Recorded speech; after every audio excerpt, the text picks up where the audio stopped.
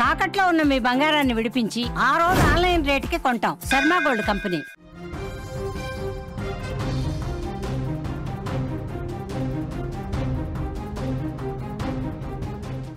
మోంతా తుఫాన్ ప్రభావం ఖమ్మం జిల్లా పైన తీవ్ర స్థాయిలో పడింది. గత 2 రోజులుగా ఎడతెరిపి లేకుండా కురుస్తున్నటువంటి భారీ వర్షాల కారణంగా జిల్లాలోని ప్రధాన జలవనరు మున్నేరు నది ఉగ్రరూపం దాల్చింది.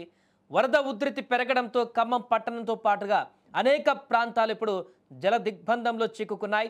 తుఫాను కారణంగా ఎగువ ప్రాంతాల నుంచి భారీగా వరద నీరు వచ్చి చేరుతుండడంతో మున్నేరు నదిలో నీటి మట్టం ప్రమాదకర స్థాయికి చేరింది. నది ఉగ్రరూపం దాల్చడంతో మున్నేరు పరివాహక ప్రాంతాలలోని లోతట్టు కాలనీలు పూర్తిగా ముంపులో చిక్కుకుపోయాయి. పలు కాలనీలలో ఇళ్లలోకి కూడా నీళ్లు చేరాయి.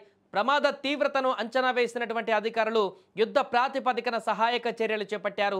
జిల్లా యంత్రాంగం మరియు పోలీసులు ముంపు ప్రాంతాల ప్రజలను సురక్షితంగా బయటకు తరలించారు. బొక్కలగడ్డ, మోతీనగర్ ప్రాంతాల ప్రజలను ప్రత్యేక వాహనాలలో పునరావాస కేంద్రాలకు కూడా తరలించారు. వారికి అక్కడ ఆహారం, తాగునీరు వంటి కనీస సౌకర్యాలు కల్పిస్తున్నారు. ఖమ్మం రూరల్ మండలంలోని జలగం నగర్, కేవీఆర్ నగర్, రాజీవ్ గృహకల్ప, కరుణగిరి ప్రాంతాల ప్రజలకు ఇప్పటికే హెచ్చరికలు జారీ చేశారు. ఆయా ప్రాంతాలలోని పలువురు తమ విలువైనటువంటి వస్తువులను సర్దుకొని సురక్షిత ప్రాంతాలకు ఇప్పటికే తరలి వెళ్తున్నారు. గురువారం తెల్లవారేసరికి మున్నేరు ఉగ్రరూపం దాల్చి 24 అడుగులకు చేరింది.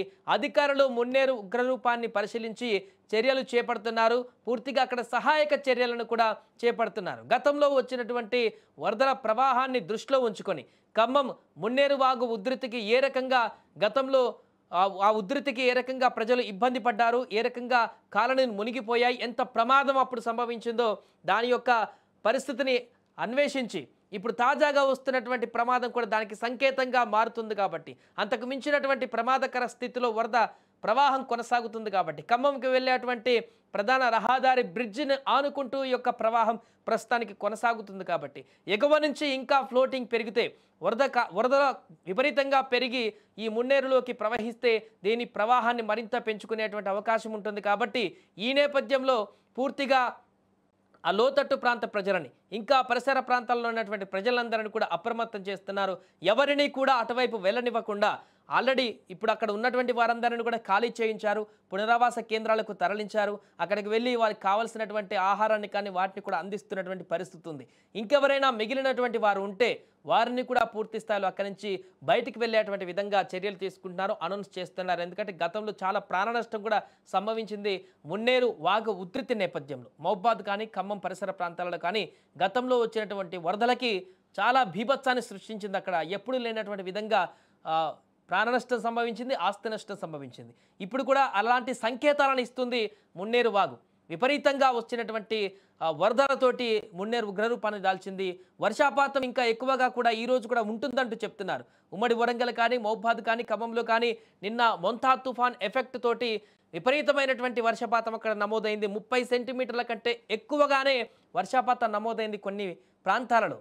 అందుకే రైల్వే స్టేషన్లలో రైలు పట్టాలు కూడా మునిగిపోయాయి. రైల్వే స్టేషన్ల యొద్ద ప్లాట్ఫామ్స్ వరకు కూడా నీరు ప్రవహించినటువంటి పరిస్థితి ఉంది. అంత ఎక్కువగా అక్కడ వర్షపాతం నమోదైంది. కాబట్టి పూర్తి స్థాయిలో అధికారులు అప్రమత్తమయ్యారు. ఈ మున్నేరు వాగు ప్రవహిస్తున్నటువంటి ఆ యొక్క ప్రాంతాలలో ఎప్పటికప్పుడు మానిటరింగ్ చేస్తున్నారు. పైనుంచి ఎంత ఎగువ నుంచి వరద దీంట్లోకి చేరుతుందో కూడా అంచనా వేస్తున్నారు. అందుకు అనుగుణంగానే దిగువ ప్రాంతాల్లో ఉన్నటువంటి ప్రజలందరినీ కూడా అప్రమత్తం చేస్తున్నారు. ఈ యొక్క మున్నేరు దిగువకు వెళ్ళినా కొద్దీ కొన్ని ప్రాంతాల వద్ద చీలి చిన్న కాలువలుగా మారుతుంది. కాబట్టి అక్కడ చిన్న చిన్న రోడ్ల నుంచి దాటేటువంటి పరిణామాలు చేస్తుంటారు అక్కడ గ్రామాల్లో ఉన్నటువంటి ప్రజలు. సో అక్కడ గ్రామాలలో కూడా ఇంటిమేట్ చేస్తున్నారు, ఎవరు కూడా ఆ యొక్క నదులను దాటేటువంటి పిల్ల కాలువలను దాటేటువంటి ప్రయత్నం చేయకూడదు.